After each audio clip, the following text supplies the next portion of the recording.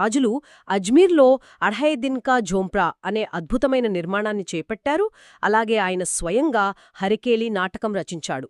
ఆ వంశ పరాక్రమాన్ని పృథ్వీరాజ్ మరింత పైకి తీసుకువెళ్లాడు. కాని ఈ స్వయంవరం సంఘటనతో జయచంద్రుడికి పృథ్వీరాజ్ చౌహాన్కి మధ్య ఉన్న అహంకారాల పోరు తీవ్ర రూపం దాల్చింది. ఇది ఇద్దరు రాజుల మధ్య గొడవగా మిగిలిపోలేదు, భారతదేశ భవిష్యత్ను పూర్తిగా మార్చేసే ఒక విపత్తుగా మారింది. 1191లో జరిగిన మొదటి తరైన్ యుద్ధం దీనికొక స్పష్టమైన ఉదాహరణ. మహ్మద్ ఘోరీ సైన్యంతో దండయాత్రకు వచ్చినప్పుడు పృథ్వీరాజ్ చౌహాన్ అత్యంత వీరోచితంగా పోరాడి అతన్ను చిత్తుగా ఓడించాడు. ఆ రణరంగంలో ఘోరీ ప్రాణాలు అరచేతిలో పెట్టుకుని పారిపోయాడు. ఇక్కడే పృథ్వీరాజ్ ఒక చారిత్రక తప్పు చేశాడు. శత్రువును ప్రాణాలతో వదిలేశాడు. బహుశా అదొక రాజపుత్ర ధర్మం అని అతను భావించుండొచ్చు. కాని ఆ ఒక్క నిర్ణయం ఎంతటి వినాశనానికి దారితీసిందో కదా. అవును, అదొక ప్రాణాంతకమైన పొరపాటు.